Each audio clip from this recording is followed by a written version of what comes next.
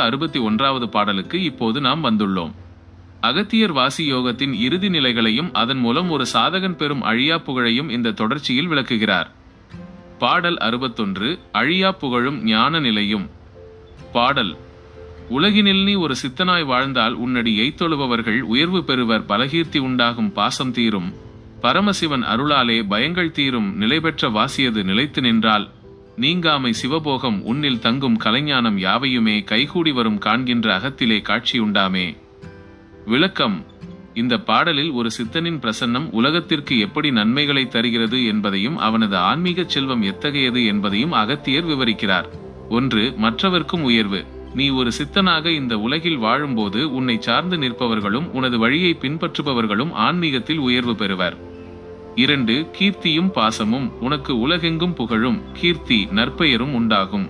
உன்னை தளர்த்தி பிடிச்சிருந்த உலகியல் பாசங்கள் முற்றிலுமாக தீர்ந்து போகும். 3. பயங்கள் நீங்குதல். பரமசிவனின் அருளினால் மரண பயம் உள்ளிட்ட அனைத்து பயங்களும் உன்னை விட்டு விலகிவிடும். 4. சிவபோகம் தங்குதல். நிலைபெற்ற வாசி உன்னில் உறுதியாக நிற்கும்போது அந்த சிவபோகம், இறை அனுபவம் உன்னை விட்டு எப்போதுமே நீங்காமல் உன்னில் தங்கும். 5. அகக்காட்சி. சகல கலைஞானங்களும் உனக்கு எளிதில் கைகூடும். உன் அகக்கண்ணில் அந்த பிரபஞ்ச காட்சி தெளிவாக தெரியும். மெய்ப்பொருள், உள் அர்த்தம். சித்தனின் பிரசன்னம். உண்மையான ஞானி யாரிடமும் சென்றுதான் ஞானி என்று சொல்லிக் கொள்ள மாட்டான். அவனது அமைதியும் அன்பும் தெளிந்த பார்வையும் மட்டுமே அவனை சுற்றியிருப்பவர்களின் பயத்தை போக்கி அவர்களை உயர்த்தும். சிவபோகம் இது தற்காலிகமான மனமகிழ்ச்சி அல்ல, இது ஆன்மா இறைவனோடு இரண்டர கலந்து அனுபவிக்கும் மாறாத பேரானந்த நிலை. பாடம்: அகத்தியர் வழிகாட்டுகிறார். நீ வாசியோகத்தில் நிலை பெற்று ஒரு சித்தனாக வாழ்ந்தால் உன்னை சார்ந்தவர்களும் உயர்வு பெறுவர். உனது பயங்களும் பாசங்களும் நீங்கி பரமசிவனின் திருவருளால் சிவபோகம் உன்னுள் நிலையாய் தங்கும்.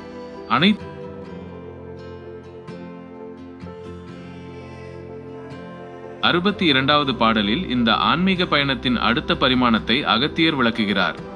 அகத்தில் அந்த ஜோதியை கண்டு சிவபோகத்தில் திளைக்கும் ஒரு யோகியின் வாழ்க்கை முறையும் அவன் அடையும் அழியா பேரின்பமும் இந்த பாடலில் விவரிக்கப்படுகிறது. பாடல் 62. அழியா பேரின்ப நிலை. பாடல்: காண்கின்ற அகத்திலே காட்சியுண்டானால் கலக்கமெனும் இருள் கூட கழன்று போகும், பூண்டனல் வாசியது பூரணமாய் நின்றால் புவமெல்லாம் வியக்கின்ற புகழுண்டாகும், ஆண்டவன் கழல் சேர்ந்து ஆனந்தம் பெற்று அழியாத உடல்தனையே ஸ்திரமாய் நாட்டி மாண்டாலும் பிறவாமல் முக்தியும் பெற்று மகிழ்வோடு சிவயோக மயமாகுவாயே. விளக்கம்: இந்த பாடலில் யோகியின் இறுதி நிலையையும் அவன் அடையும் அழியா பேரின்பத்தையும் அகத்தியர் அழகாக தொகுக்கிறார். 1. இருள் நீங்குதல். அகத்தில் அந்த திவ்ய காட்சியை கண்டுவிட்டால் மனதை குழப்பும் கலக்கம், அறியாமை எனும் இருள் முற்றிலுமாக கழன்று ஓடிவிடும். 2. பூரண வாசியும் புகழும். உன்னுடைய வாசி பயிற்சி பூரணமாக நிலை பெற்றுவிட்டால் இந்த உலகமே புவம் வியந்து போற்றுகின்ற புகழ் உன்னை வந்தடையும். 3. ஆண்டவன் கழல் சேர்தல். இறைவனின், ஆண்டவன் திருவடிகளைச் சார்ந்து என்றும் குறையாத ஆனந்தத்தை பெற்றுக்கொள்வாய். 4. அழியாத உடல் மற்றும் முக்தி. வாசியோகத்தின் மூலம் உடலை ஸ்திரப்படுத்தி காயகற்ப நிலை இந்த உலகை விட்டு நீங்கினாலும் மீண்டும் பிறக்காத அந்த முக்தி நிலையை பெறுவாய். இறுதியில் நீயே சிவயோக மயமாக மாறிவிடுவாய். மெய்ப்பொருள், உள் அர்த்தம். அழியாத உடல், ஸ்திரமான உடல் வாசியோகத்தின் மிக உயர்ந்த நிலைகளில் ஒன்று. உடலின் செல்களை செம்மைப்படுத்தி அதன் ஆயுளை நீட்டிப்பது மற்றும் ஆன்மீக அதிர்வுகளில் அதை நிலைநிறுத்துவது காய சித்தி.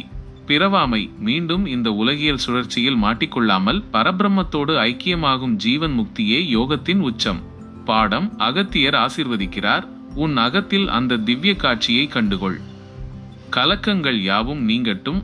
வாசியை பூரணமாக பேணி ஆண்டவனின் திருவடிகளைச் சேர்ந்து வாழ்வாய். பிறப்பை கடந்து அழியா முக்தியை பெற்று நீயே சிவயோக மயமாக மாறுவாயாக.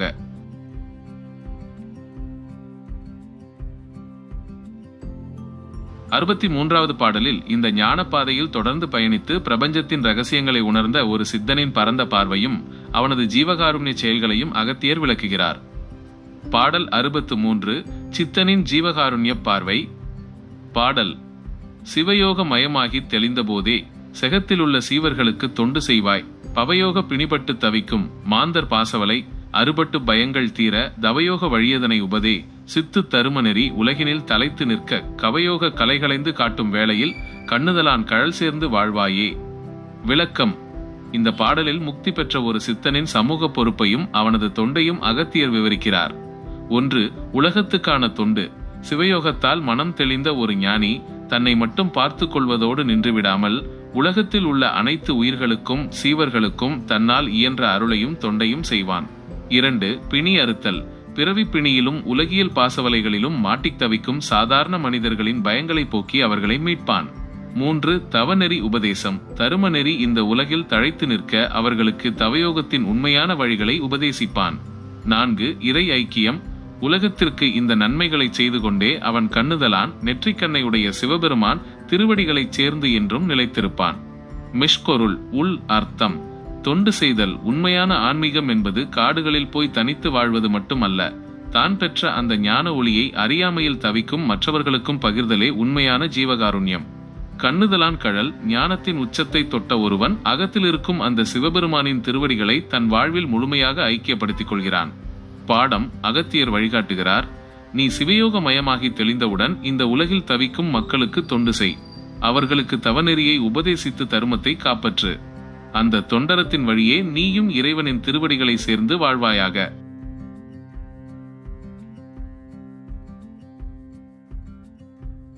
முந்தைய பாடலில் ஒரு சித்தன் மக்களுக்கு தொண்டு செய்து தரும நெறியை பரப்பும் முறையை பார்த்தோம். 64வது பாடலில் இந்த தவநெறியில் தொடர்ந்து நின்று பிரபஞ்சத்தின் எல்லையற்ற ஆற்றலை தனக்குள் உணரும் ஒரு யோகியின் ஆன்மீக அனுபவத்தை அகத்தியர் விவரிக்கிறார். பாடல் 64. பிரபஞ்ச ஆற்றலின் ஐக்கியம். பாடல்.